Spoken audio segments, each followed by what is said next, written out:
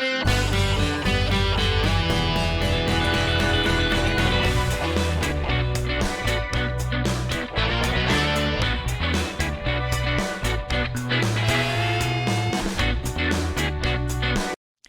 guys? Ngayong araw, samahan niyo ako mag-react dito guys. Sa ginawa natin video 9 days ago. And gusto ko malaman yung mga reaction nyo about dito guys. Ito yung video ni Jeremy Bardome at ni Elliot James Ray. Parehas silang Elvis clones guys. Parehas na napaka-talented. Pero tignan natin guys kung sino ba talaga yung mas malapit-lapit sa boses at galawan ni Elvis Presley. Panoorin natin to. All I dream of is your eyes. All I long for is your touch. That's enough. Si Elliot kamukha niya talaga si James Dean, no? Mas kamukha niya si James Dean kaysa kay Elvis. Yung buhok, pati yung hugis ng mukha. Malapit kay James Dean. Love me tender, love me sweet, Grabe yung boses din niya, no? never let me go. Para kang hinehele, no? Sa boses Hello, ni Jeremy friends. Bardome. Today, we're going to talk about two Elvis clones who truly captivate women and devoted fans of the king of rock and roll, Elvis Presley. One of them comes from America. His name is Elliot James Ray. Let's find out more about who Elliot James Ray really is. Pumunta na rin pala dito sa Pinas to, si Elliot. Kumanta na siya sa Wish tsaka sa ABS-CBN. And why he has been gaining Wish Bus. attention among Elvis fans around the world. Elliot James Ray, born January 31st, 2002, is an English singer-songwriter. His music bridges the gap between 1950s rock and roll and modern audiences. Ray released his debut single, I Think They Call This Love, in July 2024. Hindi lang Elvis Presley guys yung kinakanta ni Elliot. Marami siyang kinakanta, yung mga classic din, yung mga lumang kanta na sumikat din noon. Halos kasabay ni Elvis Presley. And his debut EP, All This to Say I Love You, in June 2025. His covers of nostalgic songs, particularly those by Elvis Presley and Roy Orbison, have attracted millions of views on social media. Elliot James Ray was born and raised Nag-viral pala rin siya, no? in Bury, Greater Manchester. He attended Woodhay High School. Manchester. Ray's grandfather lived in the Philippines for a decade, and Ray spent time there as a child.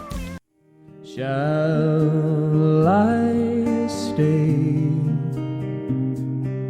Would it be a sin? Para sa akin, hindi niya kaboses si Elvis kasi. Meron siya sariling boses, maganda naman. Pero hindi niya kaboses si Elvis. Para sa akin yun, opinion ko yun. Ayan, yung opinion nyo guys, i-comment nyo sa ating comment section. Hintayin ko. Falling in love with Ganda rin boses niya, malamig. Many people say that Elliot James has a bright future in the music industry. Aside from having a great voice that is often compared to Elvis's, it cannot be denied that he possesses the qualities of a superstar: good looks, talent, charisma, and strong appeal. If you ask me, I believe Elliot is truly talented and has the potential to go far in his Para sa akin, mas okay siguro yung gumawa siya ng sarili niyang pangalan, no? Baga, meron naman siya sariling style eh. Kailangan niya lang talaga i-develop ng gusto. music career. What do you think? Is Elliot really that good? And does he have a promising future in music? Comment your thoughts. Next, let's talk about one of the Philippines' pride and joys, the charismatic Elvis Presley clone, Jerome Everdome. Jerome is originally from Candelaria and is currently based in Sampaloc. Yan ang kaboses ni Elvis Presley talaga, si Jerome Bardome. Maraming nagsasabi, pati si Sir RJ Jacinto guys. Pagka pumikit ka raw talaga maririnig mo yung boses ni Elvis Presley kay Jerome. He has gained tremendous popularity on social media because of his remarkable voice, stage presence, and charisma, which closely resemble those of Elvis Presley.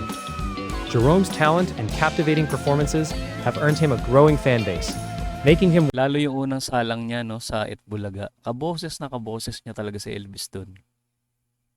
one of the most talked about Elvis tribute performers in the Philippines.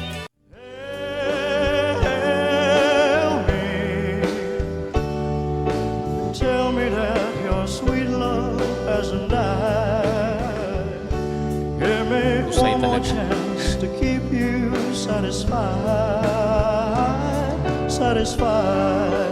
Ang ganda pa tinusot niya dito, no? Retro. Wise men say Ito yata yun eh, yung una niyang sabak sa The Clones sa Itbulaga.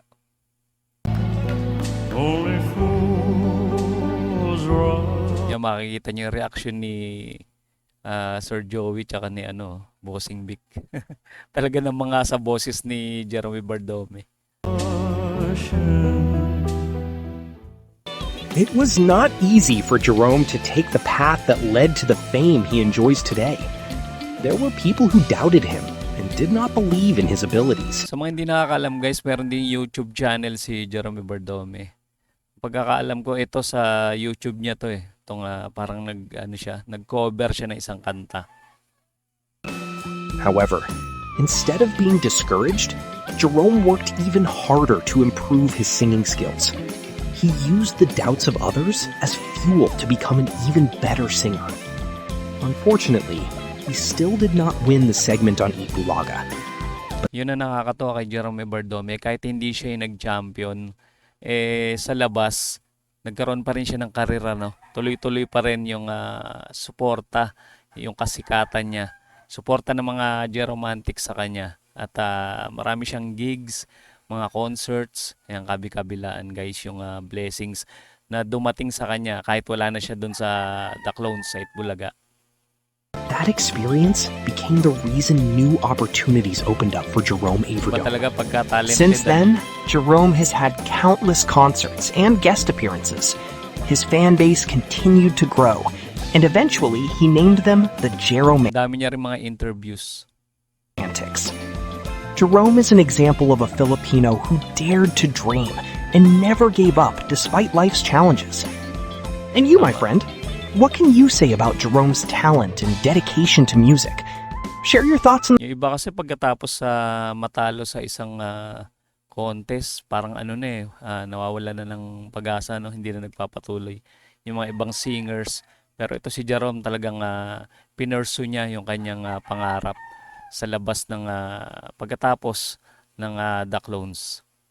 comments below. Tinuloy niya pa rin, guys. Don't forget to subscribe and turn on notifications so you'll be updated on our upcoming videos. Peace out.